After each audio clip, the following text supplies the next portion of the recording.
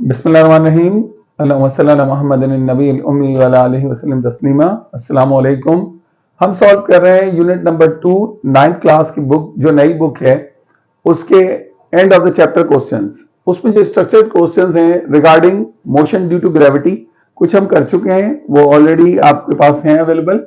ये इसका last part है। इसमें कह रहा है कि आप ball falls down from top of height of 70 metre, how much time the ball will take to reach the ground.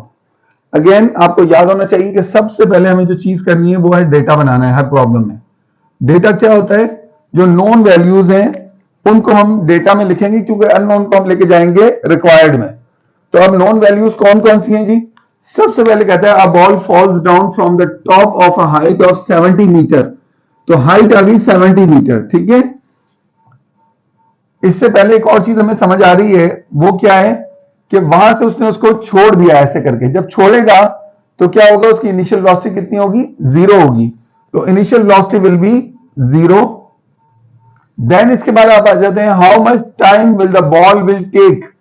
अब ये आपकी रिक्वायरमेंट आ गई। रिक्वायर्ड क्या है जी? आपको रिक्वायर्ड आपको टाइम, कि उसे कितना वक्त लगेगा क्या करने में, will take to reach the ground, ground तक पहुंचने में। तो टाइम जो है आपका वो हो गया टी, और ये आपको मालूम करना है। इसके साथ हमें पता है कि ये कौन से मोशन की बात हो रही है। अभी अगर तस्वीर की शक्ल में बनाऊं मैं, तो मैं कहूंगा यार ये कुछ इस तरह से है कि बॉल यहां पर थी किसी के हाथ में, तो ये नीचे आएगी under the action of gravity और ग्राउंड को हिट करेगी, ठीक है। तो इसका मोशन जो है वो डाउनवर्ड मोशन है। तो gravity will act in the downward direction also, और मोशन भी डाउनवर्ड है। तो इसका मतलब ग्रेविटी जो है वो क्या होगी? पॉजिटिव होगी, क्योंकि मोशन क्या है? डाउनवर्ड है। आपको याद है कि डाउनवर्ड मोशन जो है वो पॉजिटिव कंसीडर होता है इसमें जी। तो जी इज इक्वल्स टू 10 मीटर पर सेकेंड स्क्वायर। अब इसको आपने सॉल्व करना है। तो सॉल्यूशन के लिए आप क्या करेंगे, आपको सारी इक्वेशंस अब तक याद हो चुकी हैं, आप कई दफा प्रैक्टिस कर चुके हैं। तो हम स्ट्रेट फॉरवर्ड आते हैं अपनी इक्वेशन की तरफ जो हमारी रिक्वायर्ड है। वो कौन सी यहां इस्तेमाल होगी? वो होगी s is equals to v i t plus half g t square. तो इस केस में हम एस की जगह क्या लिख लेते होते हैं? एच लिख लेते हैं, हाइट। तो h is equals to v i t plus half g t square. अब आप यहां डेटा लगा लें और सॉल्व कर लें। तो एच की जगह आ जाएगा 70 मीटर, वी आई आपका है 0, इसके बाद टी से मल्टीप्लाई हो रहा है, प्लस हाफ, जी की वैल्यू है 10 मीटर पर सेकेंड स्क्वायर, और इसके आगे है टी स्क्वायर। तो 70 metre will be equals to, ये वाली जो टर्म है 0 से मल्टीप्लाई होकर 0 हो जाएगी। एक दफा लिख के दिखा देते हैं हम इसे।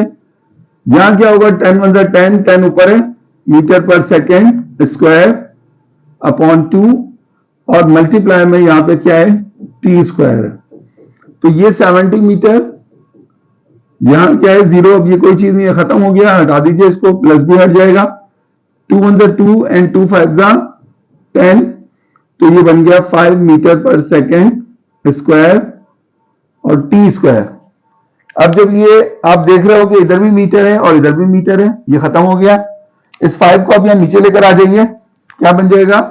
उधर न्यूमरेटर में या डिनोमिनेटर में आ जाएगा 70 अपॉन 5 पर second square equals to t square. तो 5 से 70 को डिवाइड करेंगे तो बनेगा 14, और s को ऊपर ले जाएंगे s पावर -2 को, तो ये बन जाएगी s स्क्वायर। तो t square will be equals to 14 second square, ठीक है। इसके बाद हम क्या करेंगे? इसके बाद हम इसका अंडर रूट ले लेंगे। जब हम इसका अंडर रूट लेंगे तो अंडर रूट लेने से ये क्या बनेगा? अच्छा, इसको हम पहले लिख देते हैं कि taking under root on both sides, taking square root on both sides, दोनों तरफ हम इसका स्क्वायर रूट लेने जा रहे हैं। जब हम दोनों तरफ इसका स्क्वायर रूट लेंगे तो हमें क्या मिलेगा? ये स्क्वायर रूट में चला गया 14 सेकेंड स्क्वायर, और यहां हो गया हमारे पास टी स्क्वायर का अंडर रूट, और स्क्वायर यहां खत्म हो गया, तो ये टी बच गया।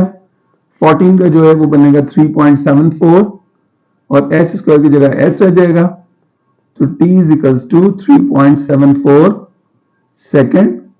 इसको आप बॉक्स में डाल देंगे और ये आपका आंसर है। और आगे आप क्या लिखोगे? आप लिखोगे the ball will take 3.74 second to reach the ground. Done.